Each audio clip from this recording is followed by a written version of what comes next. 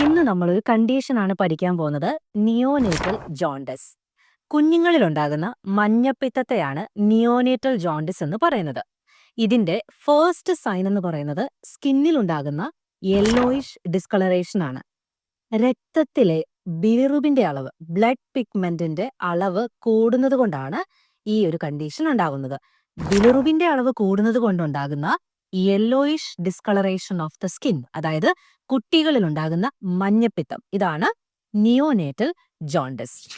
സാധാരണയായിട്ട് ഹെൽതി ന്യൂബോൺസിനൊക്കെ, അതായത് 2 കുട്ടികൾക്കും ഇത് നോർമൽ ആയിട്ട് നടക്കുന്ന ഒരു പ്രോസസ്സാണ്.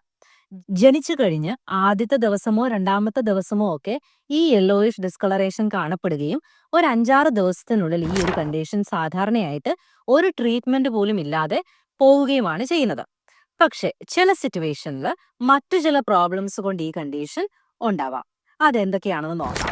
അതിൽ ഒന്നാമത്തതാണ് ഡീഹൈഡ്രേഷൻ. കുഞ്ഞുങ്ങളുടെ ബോഡിയിൽ വെള്ളത്തിന്റെ അളവ്, വാട്ടർ ഇൻടേക്ക് കുറയുന്നത് കൊണ്ട് ഈ ഒരു കണ്ടീഷൻ ഉണ്ടാവാം.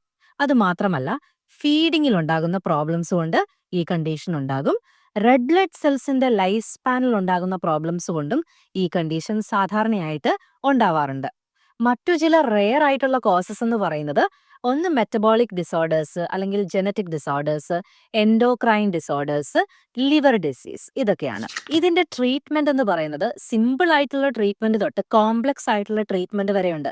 സിമ്പിൾ ആയിട്ടുള്ള ട്രീറ്റ്മെന്റ് എന്ന് പറയുമ്പം ഈ ഡീഹൈഡ്രേഷൻ പ്രിവെന്റ് ചെയ്യാനുള്ള, അല്ലെങ്കിൽ കുഞ്ഞുങ്ങളുടെ ബോഡിയിലെ വാട്ടർ ഇൻടേക്ക് കൂട്ടുക, അത് ഒരു ട്രീറ്റ്മെന്റ് ആണ്.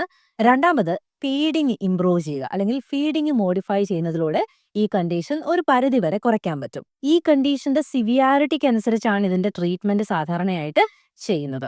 നിയോനേറ്റൽ ജോണ്ടിസിനെ 2ആയിട്ട് ഡിവൈഡ് ചെയ്യുകയാണെങ്കിൽ ഫിസിയോളജിക്കൽ ജോണ്ടിസ് എന്ന് പറയുന്നത് ഒരു കാറ്റഗറിയാണ്. അതായത് ഞാൻ ഈ പറഞ്ഞ നോർമൽ ആയിട്ട് നടക്കുന്ന പ്രോസസ്സ്. ശരീരത്തിൽ ബിലിറുബിന്റെ അളവ് കൂടുന്നത് കൊണ്ട് ഈ ബിലിറുബിൻ അക്യുമുലേറ്റ് ആയിട്ട് യെല്ലോയിഷ് ഡിസ്കളറേഷൻ ഉണ്ടാകുന്നതാണ് ബിലിറുബിൻ. ഈ കണ്ടീഷനാണ് സാധാരണയായിട്ട് ട്രീറ്റ്മെന്റ് ഒന്നും ഇല്ലാതെ തന്നെ പോകാൻ ചാൻസ് ഉള്ള കണ്ടീഷൻ.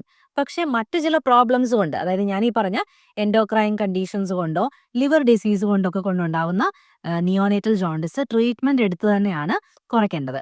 ട്രീറ്റ്മെന്റ് കാര്യമായിട്ട്, അതായത് ഇതിന്റെ സിവിയാരിറ്റി കൂടുതലാണെങ്കിൽ ഇതിന് ട്രീറ്റ്മെന്റ് കാര്യമായിട്ട് എടുത്തില്ലെങ്കിൽ മറ്റു ചില കോംപ്ലിക്കേഷനിലോട്ട് ഇത് ലീഡ് ചെയ്യാം.